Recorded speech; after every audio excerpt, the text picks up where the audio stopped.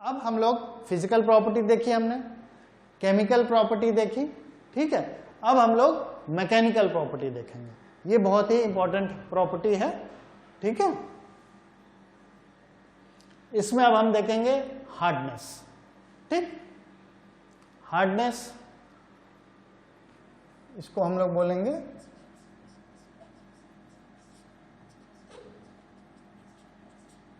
Hardness.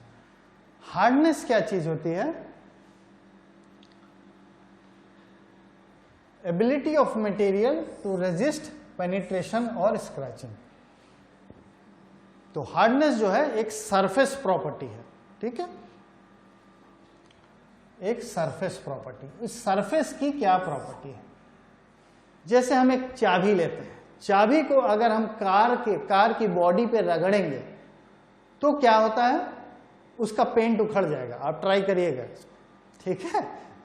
तो अगर आप उस चाबी को अपने कार के ऊपर रगड़ेंगे या मोटरसाइकिल के ऊपर रगड़ेंगे तो उसका पेंट वहां से हट जाएगा, ठीक। इसका क्या मतलब हुआ कि चाबी ज्यादा हार्ड है उस पेंटेड सरफेस से या उस पेंट से, ठीक है।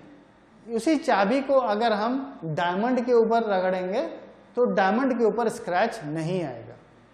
इसका क्या मतलब है कि डायमंड जो है ज्यादा हार्ड है, चाबी कम हार्ड है। इनफैक्ट चाबी के ऊपर स्क्रैच आ सकता है अगर आपने ज्यादा जोर से डायमंड के ऊपर रगड़ दिया।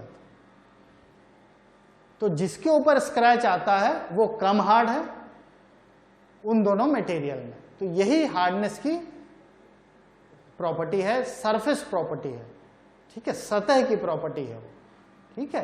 किसी चीज से हम ए चीज से बी चीज पे रगड़ेंगे और अगर स्क्रैच आ जाता है तो दैट मीन्स कि ए जो है वो ज्यादा हार्ड है और बी जो है लेस हार्ड है, ठीक है। बी सॉफ्ट है और ए हार्ड है, ठीक है। उसके बाद यहां पे हम लोग इस फिगर में देखेंगे कि ये एक इंडेंटेशन हो रहा है, मतलब कि एक हार्डनेस का लोड लगा रहे हैं हम इसके ऊपर। एक हमारे पास हार्डनेस का टिप है, ठीक है, हार्डनेस मेजरमेंट करने की एक टिप है, कोनिकल टिप है और एक बॉल्स भी आते हैं, अलग अलग हार्डनेस टेस्टर होते हैं। तो इसमें हम किस तरीके से टेस्ट करते हैं? इसको हम एक पर्टिकुलर लोड पे इसको दबाते हैं और वो जितना लोड सेम रखते हैं मान लीजिए, और जो जितना ज्यादा वो पेनिट्रेट करेगा वो उतना सॉफ्ट है और जितना कम पेनिट्रेट करेगा वो उतना हार्ड है। आई चीज समझ में? जैसा कि हमने बताया हार्डनेस जो है एक सरफेस प्रॉपर्टी है। अगर सरफेस कड़ी है तो हम कहते हैं हार्ड है और सॉफ्ट है तो कहते हैं वो सॉफ्ट है। कैसे पता चलेगा? तो हम एक किसी इंडेंटर को इसके ऊपर लेके दबाते हैं, एक लोड देते हैं, तो वो कितना अंदर घुसता है। जितना ज्यादा वो जो इंडेंटर है जो हम ऊपर से लोड दे रहे हैं वो जितना ज्यादा उसमें सबस्ट्रेट के ऊपर जितना ज्यादा घुस जाएगा वो उतना सॉफ्ट है। मतलब ये सबसे सॉफ्ट है, ये उससे कम है, ये वाला सबसे कम है, ठीक है। ये अभी हमने इतना लोड लगाया, फिर और लोड लगाया तो ये इतना घुस गया, ठीक है। तो ये चीज यहां पे दिखाई गई, ये हार्डनेस टेस्टिंग की है। अब यहां पे देखिए मोस स्केल है। यहां पे क्या है? 1 से लेके 10 तक का स्केल है, 1 से लेके 10 है और ये 5 है। इसको कहते हैं मोस स्केल। ये जो है हार्डनेस मेजरमेंट का है। अब पहले पे टैल्क है, दूसरे पे जिप्सम है, कैल्साइट है, फ्लोराइट है, ठीक है, फेल्सपार है, क्वार्ट्स है, टोपाज है, कोरंडम है और डायमंड है। तो 1 से लेके 10 का ये मोस स्केल है, मोस स्केल। ये वाला सबसे सॉफ्ट है, ये वाला सबसे ज्यादा हार्ड है। ये वाला सबसे सॉफ्ट है, ये वाला सबसे ज्यादा हार्ड है। अब इसको जो है, जो हमने आपको स्क्रैचिंग की बात बताई थी, अगर 1 जो है 2 को स्क्रैच करेगा, ठीक है, तो कुछ नहीं होगा, लेकिन 2 अगर 1 को स्क्रैच करेगा तो 1 के ऊपर स्क्रैच आ जाएगा। ये सॉफ्ट है, ये हार्ड है। तो हार्ड वाला अगर इसके ऊपर इधर वाले पे स्क्रैच करेगा, अगर 8 नंबर 3 नंबर पे स्क्रैच करेगा तो स्क्रैच आ जाएगा उस पर, क्योंकि ये ज़्यादा हार्ड है, ये लेस हार्ड है। तो ये इसका सिंपल हार्डनेस का कॉन्सेप्ट है, सीधा सीधा, कि उसके पेनिट्रेशन या स्क्रैचिंग से हम पता करते हैं कौन कितना हार्ड है। ठीक है। उसके बाद हार्डनेबिलिटी। हार्डनेबिलिटी एक हीट ट्रीटमेंट से रिलेटेड है, कितनी जल्दी हम किसको हार्ड कर लेते हैं। हीट ट्रीटमेंट मतलब टेम्परेचर से, ठंडा गर्म किया, ठंडा किया, सॉलिड स्टेट की बात हो रही है, कोई लिक्विड में नहीं जा रहा है। हमने गर्म किया, ठंडा किया, फिर ठंडा भी किया तो धीरे धीरे किया या बहुत जल्दी से कर दिया। ठीक है।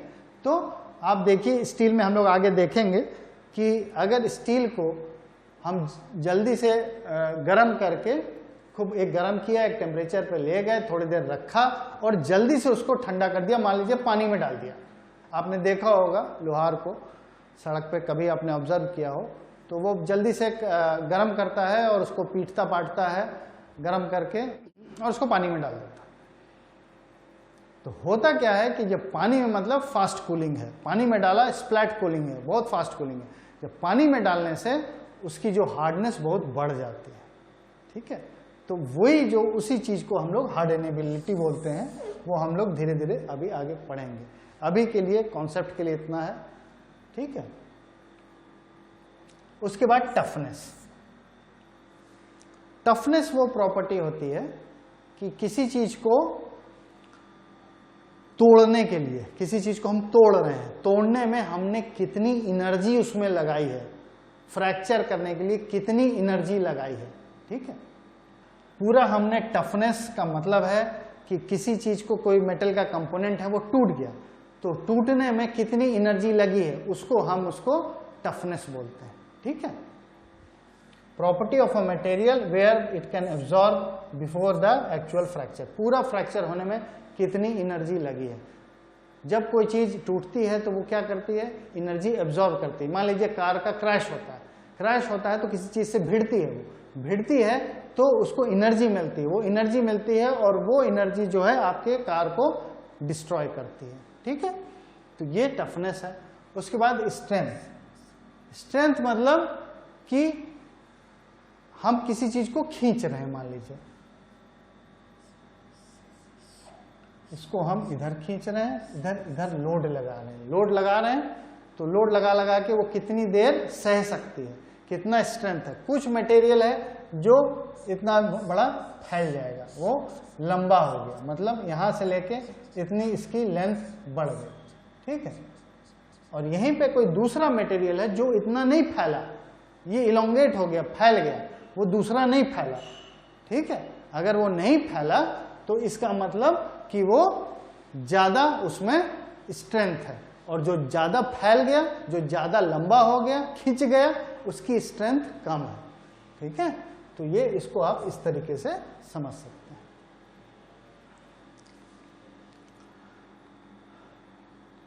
उसके बाद मैकेनिकल प्रॉपर्टी की ये कुछ प्रॉपर्टीज हैं, जैसे इलास्टिसिटी, रेजिलियंस और प्लास्टिसिटी। इलास्टिसिटी जैसे आप समझते, रबड़ हमने कोई खींची और वो फिर हमने लोड छोड़ा तो वो फिर अपने वापस उसी शेप में आ गया, इसको हम कहते हैं इलास्टिक मटेरियल। ठीक है। खींचा और फिर वापस आ गया। वहीं पे प्लास्टिसिटी क्या है कि हमने उसको खींचा, इतना खींच दिया कि जब हमने उसको छोड़ा तो वो वापस अपनी जगह पुराना शेप और साइज नहीं आ पाया। ठीक है। किसी चीज को हमने इतना खींच दिया, कोई स्टील की प्लेट है उसको हमने इतनी खींच दी, खींचने के बाद जब उसको छोड़ा मैंने तो वो वापस वैसा नहीं बन पाया। तो उस तरीके की इलोंगेशन को हम, डिफॉर्मेशन को हम प्लास्टिसिटी बोलते हैं, और जिसमें हम वापस आ जाते हैं उसको इलास्टिक कहते हैं। रेजिलियंस, रेजिलियंस मतलब कि इलास्टिक ही रेंज में हमने इसको किया और फिर वो वापस आ गया। ठीक है। ये एनर्जी के फॉर्म में है। ठीक है। ये एनर्जी के फॉर्म में है, कितनी एनर्जी वो इलास्टिक रेंज में ले रहा है। इलास्टिक रेंज है मतलब जब हम लोड छोड़ेंगे तो वो वापस आ जाएगा। ठीक है। वो वापस आ जाएगा तो हम उसको बोलते हैं ये रेजिलिएंट है। और उस इलास्टिक रेंज में जितनी जो एनर्जी एब्जॉर्ब करेगा तो उसको हम रेजिलियंस बोलेंगे इन इलास्टिक रेंज, है ना। प्लास्टिक में जाने के बाद रेजिलियंस नहीं होता है। प्लास्टिक में आप चले गए तो फिर आप वापस अपने स्टेट में नहीं आ पाते हैं। जैसे आपका ये स्प्रिंग है, स्प्रिंग को हम दबाएंगे, ठीक है, दोनों तरफ से दबाएंगे और फिर छोड़ेंगे तो वो आ जाता है अपने वापस फिर उसी स्टेट। लेकिन एक लिमिट है उसकी, अगर आप जरूरत से ज्यादा उसको खींच देंगे तो हो सकता है वो वापस पूरा ना आ पाए, उसकी एक लिमिट है ना। तो यही जो लिमिट है वो इलास्टिक लिमिट है या प्लास्टिक लिमिट है। वो लिमिट जहां तक आप अपने पुराने शेप और साइज में वापस आ सकते हैं उसको हम इलास्टिक लिमिट कहते हैं। जब आप इतना खिंच गया कि वो अब इलास्टिक लिमिट से बाहर चला गया तो हम उसको प्लास्टिक लिमिट बोलते हैं, ठीक है। और यहाँ पे ये आप देख रहे हैं कि जो शीट्स है इसको हम कैसे वापस करके पूरे प्लास्टिक करके उसको लपेट देते हैं, उसको प्लास्टिसिटी है उसकी, ठीक है। जरूरी नहीं है कि जब हमने छोड़े तो वो वापस आ जाए, और वो प्लास्टिक में जाने के बाद फट भी सकता है अगर इसको हम खींचेंगे। आप देखिए प्लास्टिक की चीजें हम खींच के थोड़ा सा बांध देते हैं, ठीक है, लेकिन अगर एक लिमिट के बाहर चला जाएगा तो वो फट जाएगा या फिर वो प्लास्टिक चला जाएगा, वो वापस लौटेगा नहीं अपने उसमें। तो ये एक मेन डिफरेंस है इलास्टिक प्लास्टिक में। और रेजिलियंस जो है वो एक एनर्जी के फॉर्म में है कि इलास्टिक रीजन में रह के आप कितनी एनर्जी देते हैं और कितनी वापस आ जाती है उसकी। मैकेनिकल प्रॉपर्टी में हम लोग देखेंगे, ऐसे तो इसमें फटीग है, क्रीप है, लेकिन हम लोग आज जो है इसमें फटीग देखेंगे। फटीग क्या होता है कि एक साइक्लिक लोडिंग है, एक के बाद एक डायनेमिक लोडिंग इसको बोलते हैं।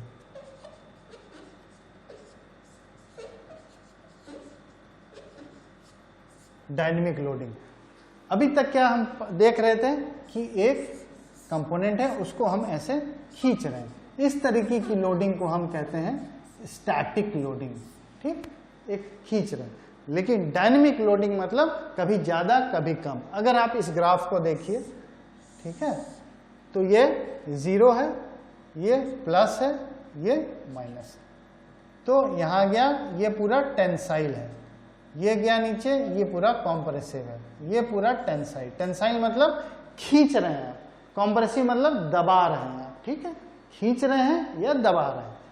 तो ये टेंसाइल लोड है, ये मतलब जब हम यहां पे हैं तो हम अपने कंपोनेंट को इस तरीके से बाहर की तरफ खींच रहे हैं। जब हम इस एरिया में हैं तो हम इस कंपोनेंट को दबा रहे हैं, इस तरीके से अंदर की तरफ जा रहा है, ठीक है। तो ये डायनेमिक लोडिंग है, एक बार वो हो रहा है, एक बार कम हो रहा है, ठीक है। अगर आप यहां आते हैं इस वाले में तो पूरा सब पॉजिटिव ही है, ऊपर की तरफ हमेशा टेंसाइल ही है, मतलब हमेशा खिंचाव है लेकिन कम ज्यादा है। कभी आपका खिंचाव इतना ज्यादा है, कभी आपने छोटा सा फोर्स लगा, उसका फोर्स कम हो गया, ठीक है। दबा नहीं रहे लेकिन खींच भी कम रहे हैं, तो ये उस तरीके का मतलब चेंज हो रहा है, टाइम के साथ चेंज हो रहा है। कितना हम लोड लगा रहे हैं टाइम के साथ चेंज हो रहा है, ठीक है। और कभी बिल्कुल इरेगुलर है, कभी ऐसा कभी कैसा, कोई पैटर्न नहीं। इसमें आप देखिए साइनोसॉइडल पैटर्न है ना, एक पैटर्न है, इसमें पैटर्न नहीं है। ये जो है एक तरीके का रैंडम है। तो इस तरीके की जो लोडिंग होती है उसको डायनेमिक लोडिंग कहते हैं, ठीक है। इसको हम डायनेमिक लोडिंग कहते हैं या साइक्लिक लोडिंग। ये क्यों स्टडी की जाती है? ये इसलिए स्टडी की जाती है कि जो प्रॉपर्टी, जैसे हम उसकी स्ट्रेंथ निकालेंगे, यील्ड स्ट्रेंथ या टेंसाइल स्ट्रेंथ, ठीक है, स्ट्रेंथ स्टैटिक लोडिंग में, वो डायनेमिक लोडिंग में उसकी प्रॉपर्टी अलग होगी, ठीक है। टेंसाइल स्ट्रेंथ जो है इसकी अगर स्टैटिक में 100 है तो हो सकता है कि डायनेमिक में उसकी स्ट्रेंथ 50 रह जाए, बहुत कम हो जाए, ठीक है। यहां से यहां तक वो डिक्रीज कर जाए। तो ये सब जो है कैसी लोडिंग है उस पर डिपेंड कर, तो आपको धोखा हो जाएगा। आप सोचेंगे कि हमारा स्ट्रेंथ तो 100 मेगापास्कल का है, लेकिन जब आप इसको डायनेमिक लोडिंग पे डालेंगे तो ये 50 मेगापास्कल का हो जाएगा।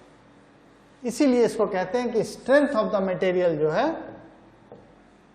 जो स्ट्रेंथ ऑफ द मटेरियल है वो नंबर ऑफ साइकिल से, मतलब उसकी लाइफ के साथ डिक्रीज होता जाता है, वो कमजोर पड़ता जाता है, जस्ट बिकॉज डायनेमिक लोडिंग की वजह से।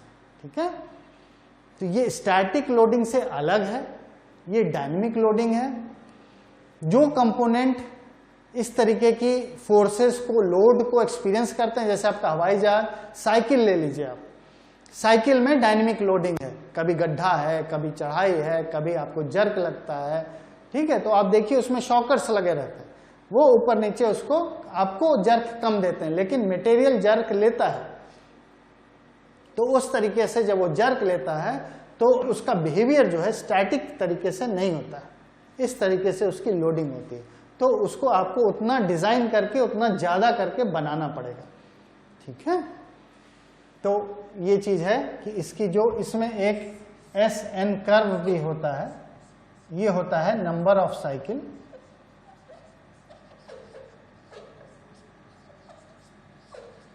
और ये होता है स्ट्रेस।